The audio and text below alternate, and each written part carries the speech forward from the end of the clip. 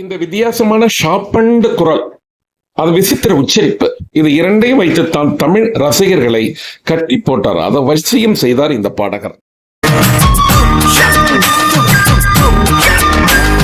தமிழில் பாடும் மற்ற பாடகர்களுடைய குரலை ரெகக்னைஸ் பண்றாங்களோ இல்லையோ, இந்த குரலை கேட்ட மாத்திரத்தில் உடனே சொல்லிடுவாங்க, ஆஹா இது இவருங்க உதித் நாராயண், அவர் உதித் நாராயண் அப்படின்னு சொல்லிடுவாங்க. அந்த அளவுக்கு மிக பரிச்சயமான குரல் இது. உதித் நாராயணனை பற்றித்தான் நாம் இந்த வீடியோவில் நாம் காணப்போகின்றோம். ஸ்கிப் பண்ணாம கடைசி வரைக்கும் பாருங்க. அவருடைய ஹிஸ்டரி, அவர் எப்படி, அவர் பயோகிராஃபி, அவர் எப்படி இந்த மியூசிக் ஃபீல்டுக்கு வந்தாரு, குறிப்பா தமிழுக்கு எப்படி வந்தாரு, தமிழுக்கு அழைத்து வந்தது யார் அப்படிங்கறதெல்லாம் இந்த வீடியோவில் நம்ம பார்க்க போறோம்.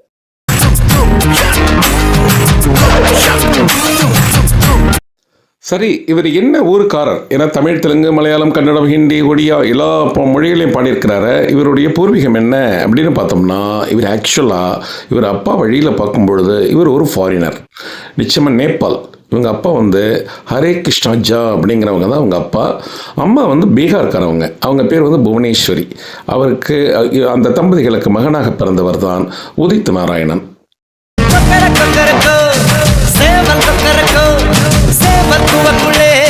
இந்த கொஞ்சம் குரலுக்குரிய உதித் நாராயணன் பிறந்தது எப்போ அப்படின்னு கேட்டிங்கன்னா 1/12/1955 அப்போதான் பிறந்திருக்கிறாரு. இவர் நேபாள் தான் அப்பா என்றாலும் கூட அம்மா ஊர் பீகார் இல்லையா, அதனால இவர் பிறந்தது பீகாரில் தான். ஏன்னா இது இந்த அவார்டு வாங்கும் பொழுது இது ஒரு இஷ்யூ வந்தது.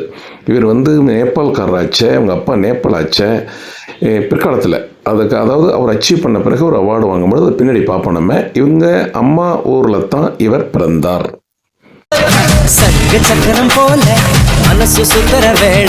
தந்தை வீட்டுக்கு சென்று விடுகிறார். ஆரம்ப கல்வியெல்லாம் அங்கேதான், ஆரம்ப கல்வி அனைத்தும் அங்கேதான் பயில்கிறார். அதற்கு பிறகு இசை பயில்வதற்காக மட்டுமே இவர் இந்தியா வந்ததாக கூறப்படுகிறது. மும்பைக்கு அந்த இந்தியன் மியூசிக் அகாடமியில் தான் இவர் மியூசிக் கற்றுக்கிட்டாரு அப்படிங்கிறாங்க. உதித்தினுடைய ஃபேமிலி பேக்ரவுண்ட் மியூசிக் ரெலவெண்ட்டாக இருந்ததா அப்படின்னா அப்படி ஒன்றும் இல்லை அப்படிங்கிறாங்க. அவர் மியூசிக் ரெலவெண்ட்டாக யாரும் ஃபேமிலியில் இல்லை. இவருக்கு இயற்கையிலேயே ஒரு இசை ஞானம் இருந்திருக்கின்றது. அதை வளர்த்து கொள்ளும் வாய்ப்பு இவருக்கு கிடைத்திருக்கின்றது என்று கூறுகிறார்கள். மும்பையிலேயே பாடுவதற்கு வாய்ப்பு தேடுகிறார் உதித்.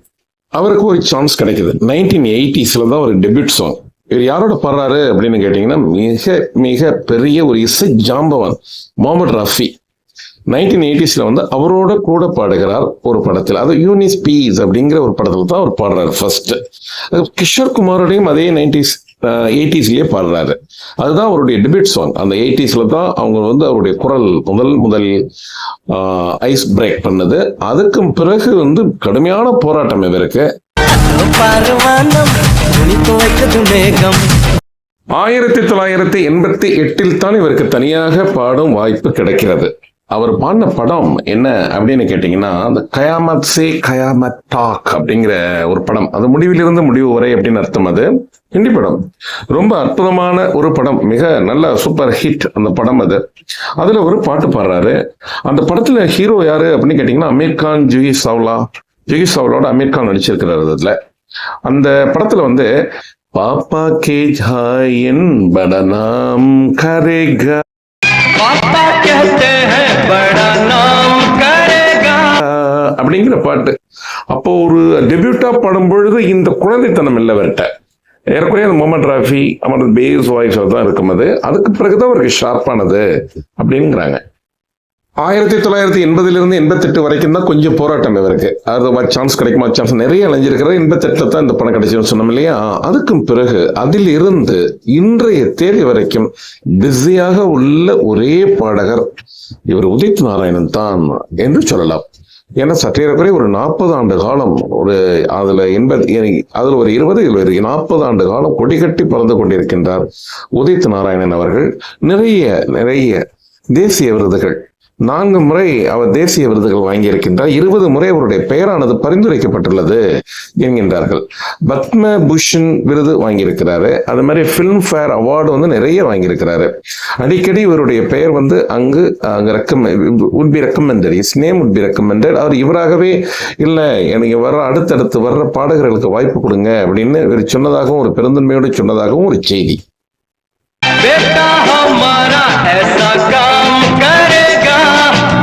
இந்த சாங் தான் அவருக்கு வந்து முதல் பிலிம் ஃபேர் அவார்டை வந்து வாங்கி தந்தது. 1988 இந்த பாடல் ரிலீஸ் ஆனது. ஒரு 1990 தான் அவர் ஃபர்ஸ்ட் இந்த பிலிம் ஃபேர் அவார்டு வாங்கினது. ஆனா அதுக்கு முன்னாடியே அவர் வந்து தேசிய விருதுகள் வாங்கியிருக்கிறாரு. அது மாதிரி அப்துல் கலாம் அவரிடம் முன்னாள் ஜனாதிபதி அப்துல் கலாமிடமிருந்து அவர் பத்மபூஷன் விருதை பெற்றார் என்பது குறிப்பிடத்தக்கது. 4 முறை தேசிய விருதுகள், 5 முறை பிலிம்ஃபேர் அவார்டு வாங்கின ஒரு பாடகர் திரு உதித் நாராயணன் அவர்கள். இவருடைய குரல் வந்து தமிழ்நாட்டுக்கு எப்படி வந்தது? தமிழ் மியூசிக்ல வந்து முதல்ல இவர் இன்ட்ரோடியூஸ் பண்ணது யாரு அப்படின்னு பார்த்தோம்னா ஏஆர் ரஹ்மான் தான். கேட்டி குஞ்சுமனுடைய படம் அது. 1994 எடுக்கப்பட்ட படம். காதலன் என்பது அனைவரும் அறிந்ததே. அந்த படத்துல ஒரு புதுமையான ஒரு வாய்ஸ் ஒன்று வைக்கலாம். ஏன்னா ஏற்கனவே ஏஆர் ரஹ்மான் வந்து அவர் கேள்விப்பட்டிருக்காரு. உதித் நாராயணன் அவருக்கு ரொம்ப நெருக்கமானவர் அவரு. அதனால தமிழ்ல படம் வைக்கிறதுக்காக முயற்சி பண்றாரு. உடனே தயாரிப்பாளர்கிட்ட கேட்கிறாரு. அவரும் எஸ் அப்படிங்கிறாரு. உடனே அவரு வச்சு ரெக்கார்ட் பண்ண படம் தான். அவரு சொல்லவா தனியே பாடல அவர் வந்து எஸ்பி பாலசுப்ரமணியம், எஸ்பி பாலசுடைய பொண்ணு, அவங்க பொண்ணு, அவங்க 2 பேரு, இவரு 3 பேரும் சேர்ந்து பாடிய பாடல் தான்.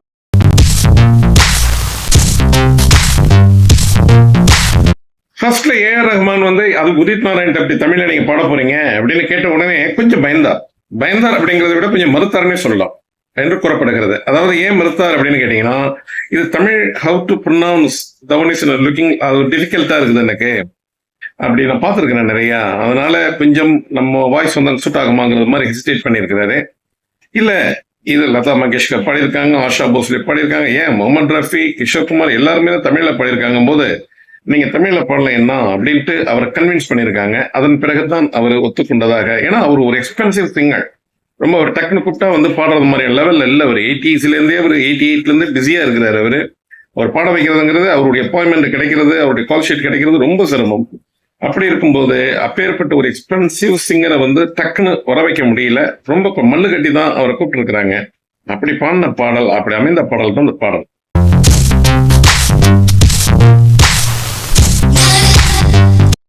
உங்க கூட வந்து எஸ்பிபி, அதோட இல்லாம அவருடைய டாட்டர் எஸ்பிபி பல்லவி, அவங்க எல்லாம் பாடுறாங்க. என்ன சொல்ல போனா ஒரு மெயின் ரோல், சப் ரோல் அப்படி மாதிரிலாம் கிடையாது.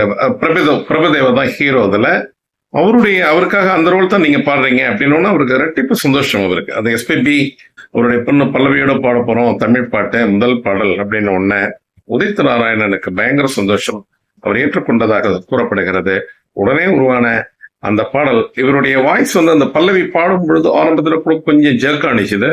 அப்புறம் திருப்பி ரீடேக் பண்ணி அப்புறம் 2வது 3வது டேக்லயே அதுலேருந்து அதுக்கு பிறகு ஒரு எந்த டேக்கும் இல்லை. ஒரு டேக்னா அந்த இடத்துல வந்து அவங்க ரெக்கார்ட் பண்ணும் பொழுது வாய்ஸ் கரெக்டா அந்த பிச்சு உட்கார்றது ஒரு பக்கம், உச்சரிப்பு ரொம்ப ப்ரொனன்சியேஷன் ரொம்ப கொஞ்சம் பயந்தாரு இல்லையா அவரு யாரு. ஆமா, நிச்சயமா தமிழ் உச்சரிப்புங்கிறது ரொம்ப கஷ்டம்ங்கிறது இந்திய பாடகர் அத்தனை பாடகர்களுமே ரொம்ப கொஞ்சம் தயங்குவாங்க. அதனால அவர் கொஞ்சம் கஷ்டப்பட்டு பாடிட்டாரு. அந்த பாட்டு அருமையா உட்காந்துருச்சு. அந்த பல்லவி குரல் புதுசா இருக்குது அப்படின்ட்டு ரசிகர்கள் ஏற்றுக்கொண்டாலும் கூட ஊடகங்கள் மற்றவங்கெல்லாம் வந்து விமர்சனத்துக்கு உள்ளாக்கியது இந்த வரிகள். என்ன கேட்டீங்கன்னா, காதலிக்கும் பெண்ணின் கைகள் தொட்டு நீட்டினால் அப்படிங்கிறது தான். அதாவது எக்ஸாக்டா அப்படி உச்சரிக்க முடியாது. இருந்தாலும் அவருடைய சாயலில் அவர் உச்சரித்தது வந்து அந்த தொட்டு நீட்டினால் அப்படிங்கலாம் THU TTU அல்லது அவர் லாங்குவேஜ்.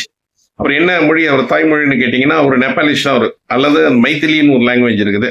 இந்த டெக்ஸ்ட்டை வந்து எதில் எழுதியிருக்காங்கன்னு கேட்டீங்கன்னா இங்கிலீஷ்ல தான் எழுதி கொடுத்துருக்காங்க அப்படிங்கிறாங்க.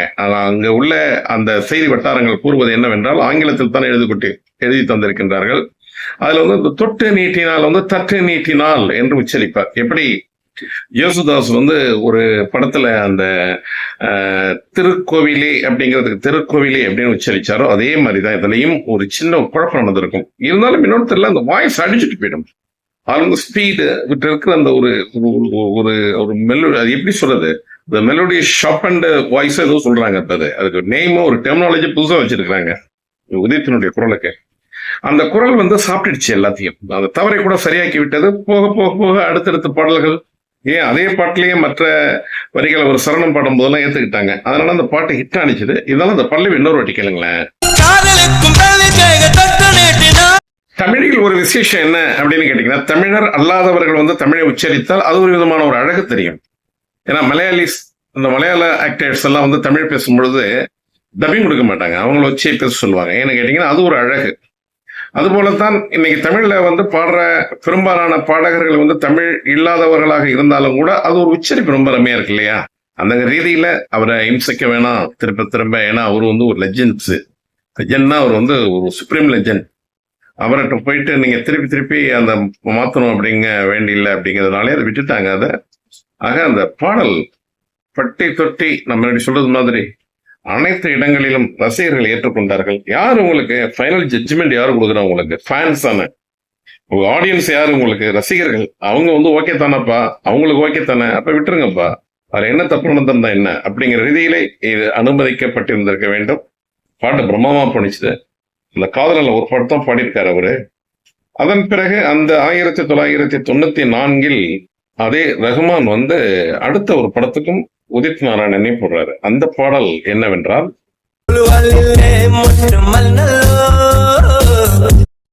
பாட்டு சூப்பர் ஹிட் ஆனிச்சது. 1994 95 எடுத்த படம் முத்து. அதுலயும் வந்து இவர் ஏஆர் ரஹ்மான் தான் அதுல படம் வச்சிருப்பாரு. அதுல கூட பாடியிருப்பாங்க, சித்ரா பாடியிருப்பாங்க, அதோட ஜிவி பிரகாஷ் கூட அதுல வாய்ஸ் கொடுத்திருப்பாரு, கல்யாணி மேனன் பாடியிருப்பாங்க. ஆனா ரொம்ப தெம்போட பண்ணாரு. இந்த பாட்டு வந்து முதப்பாட்டே ஹிட் ஆனிச்சது, அதுல ஒன்றும் எந்த மாற்று கருத்தும் கிடையாது. இருந்தாலும் கூட சூப்பர் ஸ்டார் ரஜினிகாந்துக்கு நடிச்ச ஒரு பாடின பாட்டுங்கிறதுனால படு பாப்புலர் ஆனிச்சது. உதித் நாராயணனுக்கு அந்த சிவப்பு கம்பளம் வந்து இன்னும் கொஞ்சம் திக்கர் ஆனிச்சது தமிழ்ல. ஏன்னா ரசிகர்கள் கூட்டம் ஏராளமானவர்கள் திரண்டனர். அவருடைய வாய்ஸை பார்த்துட்டு எல்லாரும் ரொம்ப ரசிச்சாங்க. அப்புறம் அடுத்தடுத்த படம் மிஸ்டர் ரோமியோ அப்படின்னு ஒரு 95 இன்னொரு படம் வந்தது. அதுவும் கூட ஏஆர் ரஹ்மான் தான். இது என்னப்பா வாய்ஸ் அப்படின்னு கேட்டு ரசிகர்கள் வந்து அரண்டு போனாங்க என்றால் மிக இல்லை. அதாவது அவருடைய வாய்ஸ் பிடிக்காம இல்லை, ரொம்ப பிடித்து போய் ரொம்ப லைத்து போய் இது என்ன வாய்ஸ் அப்படின்ட்டு ரொம்ப அருமையா இருக்குதே அப்படின்ட்டு. இது கூட ஹரிகரன் பாடியிருப்பார், ஒரு கோசிங்கர் ஹரிகரன். அது பாட்டு செம்ம ஹிட். இந்த பாட்டு பிரபுதேவாவுக்காக தான் பாடியிருப்பார். பிரபுதேவா உதித் நாராயணன் வந்து பிரபுதேவாக்காக பாடியிருப்பார். பயங்கர ஹிட்டான பாடல். ரொம்ப இவருடைய வாய்ஸ் வந்து ரொம்ப மெருகேறி இருந்தது இந்த பாடலில்.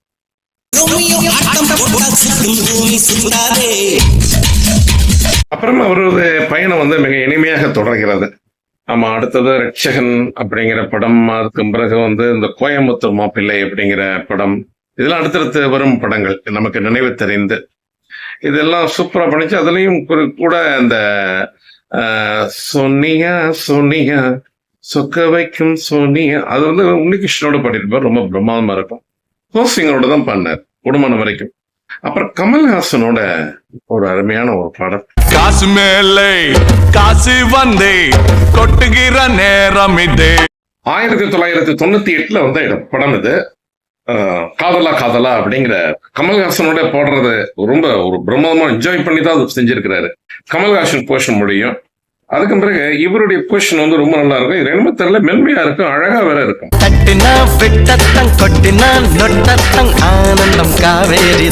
அப்புறம் அந்த கமல்ஹாசன் பாடின அந்த போர்ஷன் வந்து இவர் பாடுறது வரும். யாரு? அது உதித்தம் அந்த அந்த இடத்த பாடுவாரு. அது அந்த காசு மேல காசு வந்து ஒரு நல்ல ஒரு ஸ்விங்கிங் பண்ணி போடுவார். காசு மேல காசு வந்த கொட்டுற நேரம் இது. அந்த பல்லவி அடுத்த ஸ்டான்ஸா என்ன போகணும், அடுத்தது போகணும்.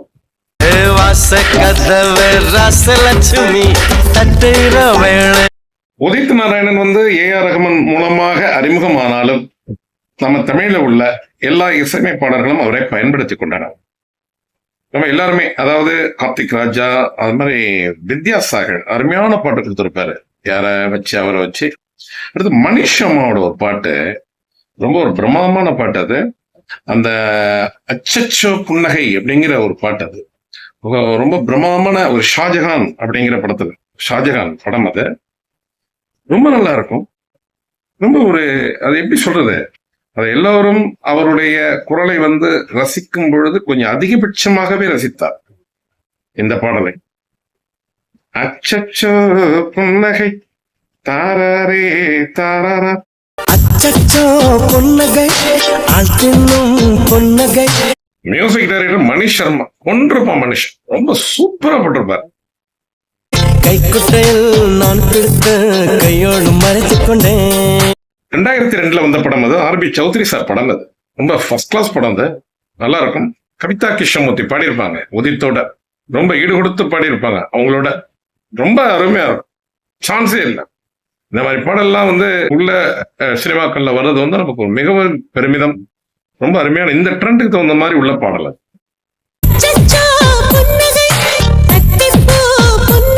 2002 வந்த ரன் படத்தை மறக்க முடியுமா? படம் பிரம்மமான டைரக்ஷன், அதோடு இல்லாம பாட்டு, அதுல அந்த குறிப்பாக உதித்தனுடைய பாடம், அது ஒரு தமிழ் பாடகர் பாடி வந்தாருன்னா காதல் பிசாசை காதல் பிசாசை அப்படிதான் பாடியிருப்பாரு. இவர் பாருங்க, ஒரு இம்போர்ட்டட் ஃப்ரம் நார்த் ஜோன், காதல் பிசாசை காதல், அந்த அந்த உச்சரிப்பே ஒரு அழகு. காதல் பிசாசு காதல் பிசாசு. தமிழ் மியூசிக் இண்டஸ்ட்ரியே, ஏன் தமிழ் தெலுங்கு மலையாளம் எல்லாத்துலயுமே ஒரு புருவத்தை உயர்த்த வைத்த வித்யாசாகருங்க மியூசிக். ஆஹா, கலக்கிட்டாருன்னா ஒரு அசத்தல்னா ரொம்ப எல்லோரையும் புருவத்தை உயர்த்த வைத்த ஒரு மியூசிக். ரீ ரெக்கார்டிங் நல்லா இருக்கும், பாடல்களும் நல்லா இருக்கும். வித்யாசாகர் இந்த பாடல்ல வர இந்த பிகினிங் கிட்டார் இருக்கு பாத்தீங்களா, நான் அதுக்காண்டியே இந்த பாட்டை பலமுறை கேட்பேன் அப்படிங்கிற ரசிகர்கள் நிறைய பேர் இருக்கிறாங்க. ஏன்னா இந்த படம் வந்து படத்தை சொல்லியாகணும், ரொம்ப அதிகம் நல்ல ஓடின படம். அது மாத்திரமல்ல, கதை, திரைக்கதை, வசனம், டைரக்ஷன் எல்லாமே லிங்குசுவாமி டைரக்ஷன். அது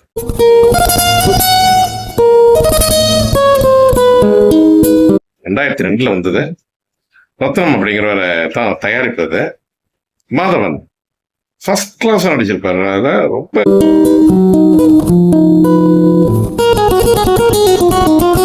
பிரமா. இந்த சாங் யாரு அப்படின்னு கேட்டீங்கன்னா, உதித்தோட சேர்ந்து பாடியிருக்கும் சுஜாதா மோகன் அப்படிங்கிறவங்க பாடியிருப்பாங்க. இதுல அந்த கிட்டாரோட தான் ஆரம்பிக்கும். அந்த கிட்டார் பீஸ் வந்து ரொம்ப அருமையா இருக்கும் அப்படிம்பாங்க. அது மாதிரி ஒரு சரணம் போகும்போது கொஞ்சம் சீனங்கள் ரெண்டும் கொடுத்தாய் நீ நீ நீ, ரொம்ப அந்த இடத்துல துல்லியமா இருக்கும், கேட்பதற்கு இனிமையாக இருக்குமாங்க. ஃபுல் சாங் நம்ம கேட்க முடியாது, அந்த 2 இடத்தையும் நான் கட் பண்ணி காமிக்கிறேன், நீங்க பாருங்க. ஐயோ ஐயோ அருமை சைக்கும் பூவாசம் நீ தந்த போனாயே. உதித் நாராயணனுடைய பாடல்கள் வந்து நம்ம எந்த பாடலான பெஸ்ட் சாங்ஸ் எடுக்கிறது அப்படின்னு பார்த்தா எல்லா சாங்ஸையும் எடுக்கணும். ஆக பாடல்களுடைய வரிசை நீண்டு கொண்டே செல்லும். மிக அதிகமான பாடல்கள், எந்த பாடல் எந்த பாடல் இல்லை. இப்ப அவரை பத்தி ஒரு எக்ஸ்ட்ரா அடிஷனல் இன்ஃபர்மேஷன் என்ன அப்படின்னு கேட்டீங்கன்னா, இவர் வந்து நம்ம முன்னாடி 1980 வந்தாரு, 88 தான் ஃபர்ஸ்ட் டெபியூட் பண்ணாருன்னு சொன்னோம். அதுக்கு முன்னாடியே இவர் வந்து அந்த நேபாளில் வந்து நேபாளிஷ், அதாவது நேபாள் மொழியில வந்து ஃபோக் சாங்ஸ் நிறைய பாடியிருக்காரு, ஆல்பம்லாம் போட்டிருக்காரு. அந்த ஆல்பத்தெல்லாம் கொண்டாந்து காட்டி தான் திருப்பி வந்து இங்க ஹிந்தியில வந்து இந்தியாவுக்கு வந்து நிறைய வாய்ப்பை தேடினார். ஆக அவருடைய மனைவியின் பெயர் தீபா அப்படிங்கிறவங்க, அவருடைய மகன் பேரு ஆதித்யா, அவரு ஒரு பாடகர். அவர் ஆதித்யாவும் ஒரு பாடகர். அது போல ஒரு மனைவி வந்து ஒரு சிங்கர்லாம் கிடையாது, அவருடைய மனைவி. வேற அவரை பத்தின முக்கியமான விஷயம் என்னன்னு கேட்டீங்கன்னா, அவர் ஏர்லியராகவே ஒரு மேரேஜ் பண்ணிட்டாரு அப்படின்ட்டு ஒரு ரஞ்சனா அப்படிங்கிறவங்க வந்து ஒரு ப்ளீட் கொடுத்தாங்க. அப்புறம் இவர் அக்ரி பண்ணிக்கிட்டாரு, ஆமா she is also my wife அப்படின்ட்டு ஒரு செய்தி. வேற இவர் வந்து வித்தகர், கர்நாடிக் வந்து நம்மளுடைய சதன் மியூசிக் அப்படின்னு நினைக்கிறோம், ஆனா கர்நாடிக் தெரியும் இருக்கு. அதுதான் ஹிந்துஸ்தானி, ரொம்ப எல்லாரும் கஜல், அது சொல்லவே வேண்டியில்லை. மற்றபடி அந்த நேபாளில் வந்து யாராவது உதித் அப்படின்னு சொன்னாலே அந்த எந்த சாங் போட்டாலே உதித்தோட சாங் தான் எல்லார் வீட்லயும் ஒலிக்கும் அப்படிலாம் சொல்லுவாங்க நேபாளில். இப்படி ஒரு நபர், ஒரு அருமையான நபரை பற்றி இந்த வீடியோவை நீங்கள் கவனித்திருக்கின்றீர்கள். நிறைய சாங்ஸ்லாம் இருக்குது. இந்த சாங்ஸ் எல்லாத்தையும் போட்டால் 1 hour இந்த வீடியோ தரோம். நம்ம அடுத்தடுத்த சமயங்களில் நேரம் கிட்டும் பொழுது இவரை பற்றி நாம் பார்ப்போம். உங்கள் அனைவருக்கும் அன்பு வணக்கம் கூறி விடைபெற்றுக் கொள்வது உங்கள் மகேந்திரன் குளோபல் டிவியிலிருந்து. நன்றி, வணக்கம்.